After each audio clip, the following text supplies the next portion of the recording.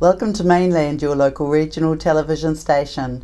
I'm Chrissie Small, and some of the stories coming up in today's news. Hospice is looking for new development funding. Meth use is taking its toll. Housing shortage on many levels and more. Nelson Hospice is proposing to move and needs the community's help to do so. The hospice is looking at moving to land in Stoke, but they need to build their new facilities, but currently lack all the funds to do the build. They are looking for people to donate funds towards the new hospice building. With the move, there will be less beds, but a greater focus on outreach in home initiatives, including palliative care training to existing aged care and health providers.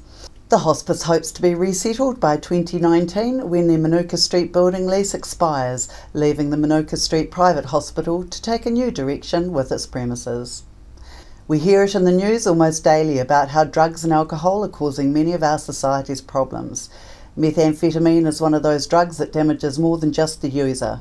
It damages the environment it's used in and manufactured in, costing landlords unacceptable costs of relining homes contaminated by users.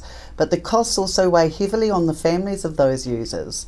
Children exposed to the drugs are left affected in many ways. I caught up with Lisa Lawrence this week of the Motueka Family Service Centre to discuss various subjects around what's happening within the Motueka community. We touched on the topic of how meth is affecting some of those who use the service. Talking about pee, we've got state houses that are uninhabitable because of the pee epidemic, and it is an epidemic, and it's so destructive in so many ways.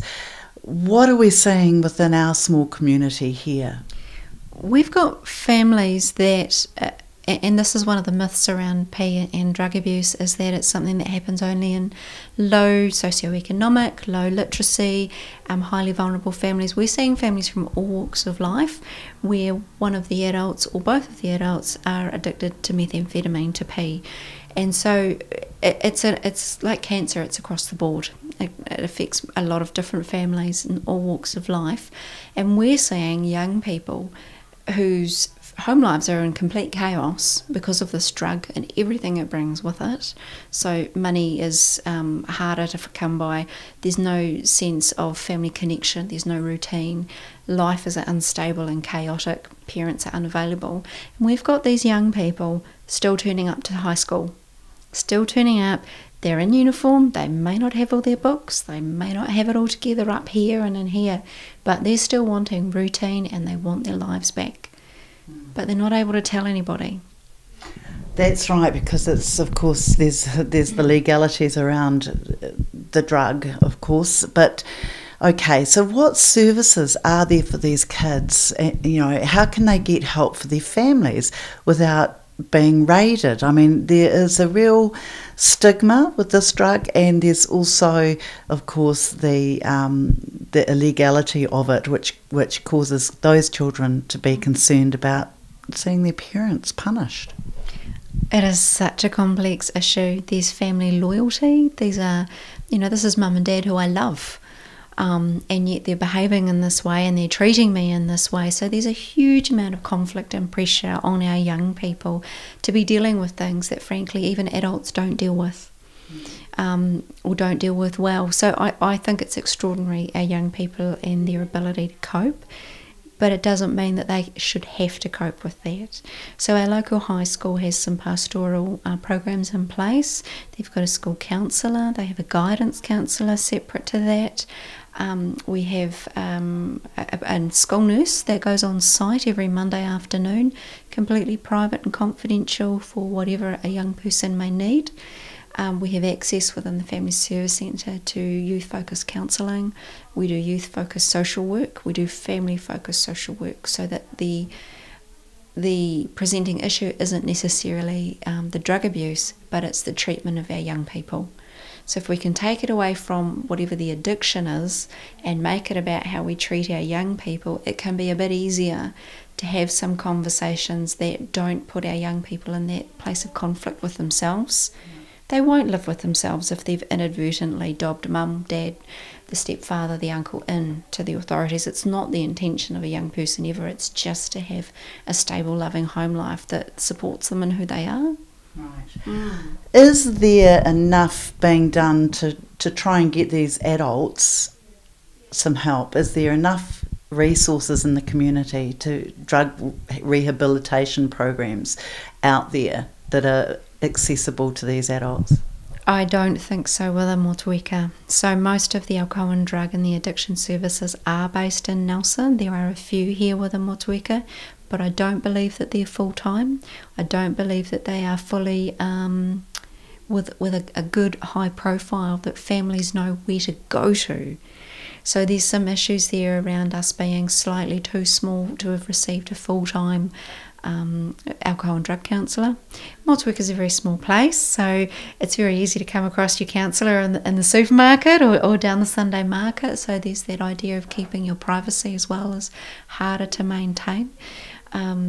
I've come from a health background, and I saw the reorganisation of mental health services, of alcohol and drug services. I don't think we've quite got the delivery right for our people. I know AA is very well supported within this district, which is wonderful. They run Wednesday night and Friday night groups, completely anonymous, totally open, but that's for people who are already clean. So if people are experiencing high turmoil and high crisis and they're in active use, I don't think we've got that sorted here yet. The cool weather seems to have contributed to a cooling in call-outs for the Nelson Marlborough Rescue Helicopter Service, who responded to just 2 call-outs last weekend on Sunday afternoon. In the first mission, a 10-year-old girl was airlifted from Golden Bay Medical Centre after she'd been thrown from a horse at a club event. The girl and her mother were flown to Nelson Hospital Emergency Department for further assessment of her injury. The helicopter was then immediately dispatched to a motocross event in 88 Valley, south of Wakefield, where a 13-year-old male rider had come off his motocross bike during an event. He was initially treated for a fracture to his leg by St John Ambulance staff on the scene before being transported by helicopter to Nelson Hospital Emergency Department for further assessment. Last month was the Heli Rescue Service's 25th anniversary, and as always, they were looking for more ways to find funding. We asked people in Nelson their thoughts on funding the service and whether calls for a tourist levy to help pay for DOC should be extended to cover rescues for the service here and around New Zealand. That's probably not a bad idea, considering how many tourists seem to be getting into trouble because they're just not taking correct precautions. So I'd say that's fair enough to do. I think each tourist should have their own insurance for health or loss of documents or anything that they will need when they travel. So I don't think the government should charge for that to people that are coming from overseas, because economically hablando, talking, the country needs the tourists. So we have to encourage them to come in a safe way, that the country can provide. It's probably a good idea. If they're going to use our parks and whatnot, they should, at least have a donation or something. Yeah, like I said, they waste money on other things that shouldn't be spent on, in my opinion. That that money could have been going towards that. It's a seller's market, and figures out there this week confirm it. The average asking price for a New Zealand house has hit an all-time high, with stock at an all-time low for the month of May 2016 in a market which is heavily favouring sellers. Real-time market statistics released on Wednesday the 1st of June by Real Estate New Zealand show that the May national average house asking price reached $570,971, up 7.2% from the same time the previous year. On the supply side in May, the number of new properties that came onto the market nationally dropped 7.1% from the previous month, and the long-term average has also fallen. These figures lead to realestate.co.nz spokesperson Vanessa Taylor saying that in this environment, if no new listings were to come onto the market nationally and all the existing properties sold, theoretically there would be no properties for sale in New Zealand within 12 weeks. She said it's a classic supply and demand situation, and right now it's definitely a seller's market. Heightened real estate activity has been evident across both the North and South Islands, with the Central Otago Lakes and Nelson in the South Island most notable standouts. In May, Real Estate New Zealand say that Nelson recorded a record high asking price of $510,709 and a significant drop in new property listings, down 30.9% on the same time from the previous year. So we asked people in Nelson what they thought of the costs of buying a house in the region and also the costs of renting in the area. I'd say from my partner's experience, it's not easy for young people to buy houses at the moment, and it's constantly jumping through loopholes trying to get to covering bases so that you can actually work up to buying a house. In Nelson, well, I will say now it's more difficult to afford to buy a house. This is the reality, because the people are earning not enough money to buy a house. Probably is a third of money that they get to buy a house, and the price is still increasing. So, and to pay a mortgage also is very difficult for them, because everything increased, but not much the wages or the salary, and that is the problem. So food increase, houses increase, but the income is still constant, or not much increase in that things. So I've got no comment on that one. I think it's a bit rank for people, but yeah, I don't know. I don't know anything about that one. Yeah, I've got no kind of opinion. I think it's unfortunate that people are going to struggle to get into housing. I think the government probably needs to do something about it and stop letting overseas investors buy everything. When I came here, it was dearer than Auckland. Yeah. When was this? Almost 20 years ago. It was dearer than Auckland. Houses have just become unaffordable for a large percentage of the population. I think we do need more what used to be called state housing, real state housing, not farmed out to small groups who are taking their cut from the actual money that should be spent on houses. And what about the costs involved in renting a house for people?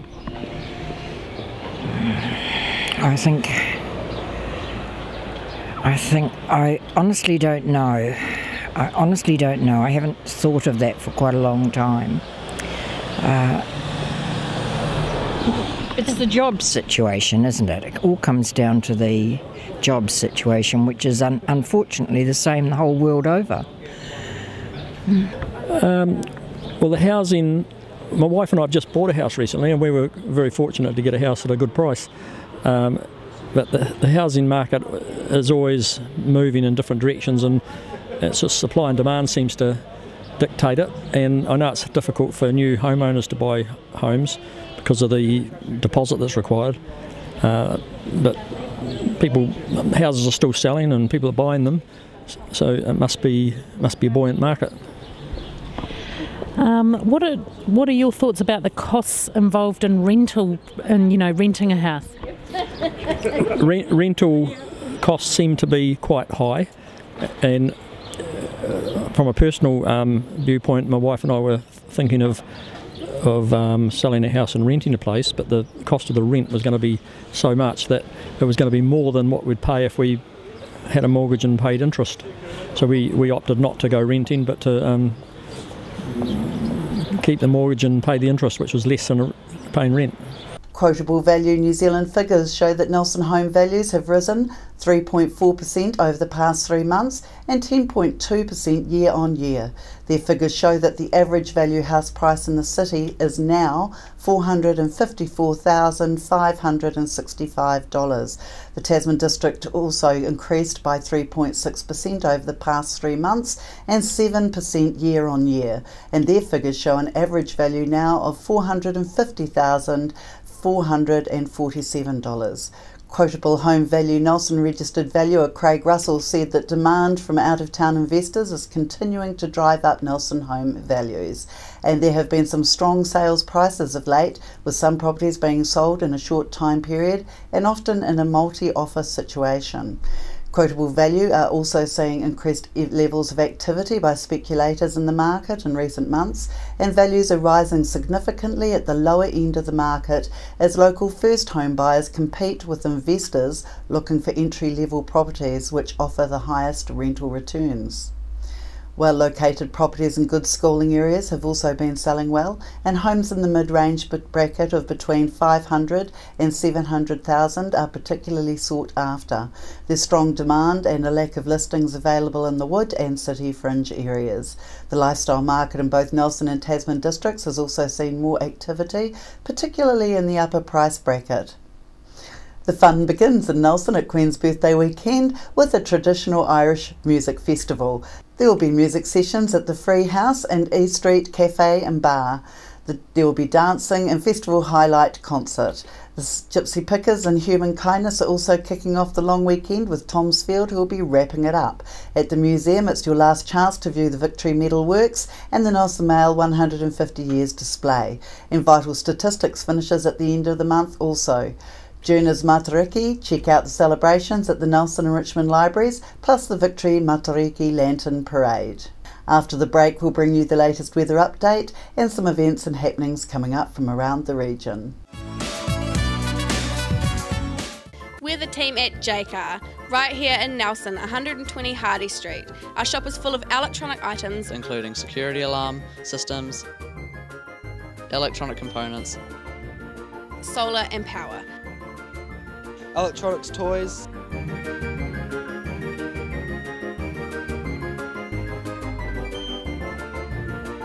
sound systems, cables, and much, much more. JCar. 120 Hardy Street, Nelson. Why would you want to pay as much as $1,000 for a single bed mattress when you can buy a high quality locally made mattress like this for as little as $220? And a queen size mattress could cost you in excess of $3,000, but at Nelson Beds you could have a mattress like this as low as $425. So why would you go out and spend a fortune on your child's bedroom when you can come to Nelson Beds and buy a complete single mattress and base set, a 7-drawer Scotch chest, a headboard and a 3-drawer bedside cabinet for as little as $979? So call and discuss our custom manufacturing options and local after sales service at Nelson Beds, Nelson's only bedding manufacturer. Hi there, Julian Toon, Waimea Telecommunications. We install and maintain domestic and commercial satellite TV, UHF Freeview and Mainland TV installations in the Nelson, Tasman regions. We specialise in Panasonic telephone systems and provide communications, Wi-Fi, IT and wiring for internet, fibre, computers and DSL systems. At Waimea Telecommunications, we also provide specialist electronic systems for features such as a security camera you can watch on your TV, visitor alert systems and much more. Improve your security and communication and entertainment today. Call us on Waimea Telecommunications on 021 472297. ytel.co.nz. Are you tired of endless reality shows? Would you prefer to watch captivating documentaries? They have swallowed cars. Exciting movies. Go ahead, load up and shoot. Music for the soul. And if you think I'd ate your fish and chips, I did, you're mistaken. Programming from around the world. Places to visit.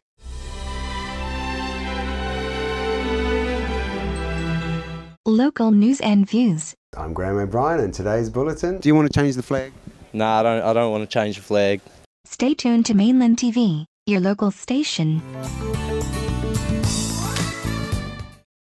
Nelson Tire Center. Great prices, great service. Buy your own Bryford trailer. All types, all sizes. See Colin Douglas for your tires and batteries.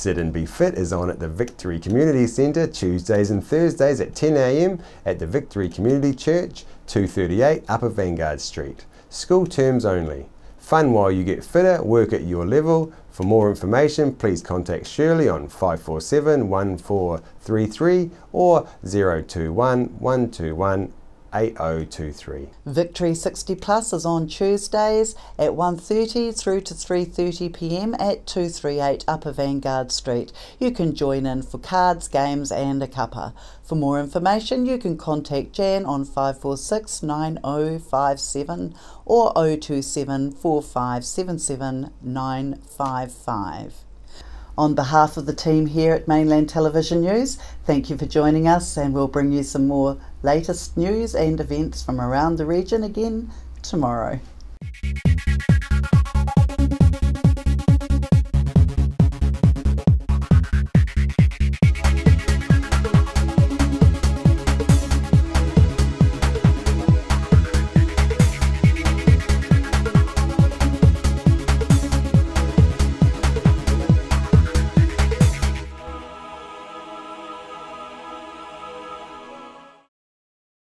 Supporting local content so you can see more of New Zealand on air.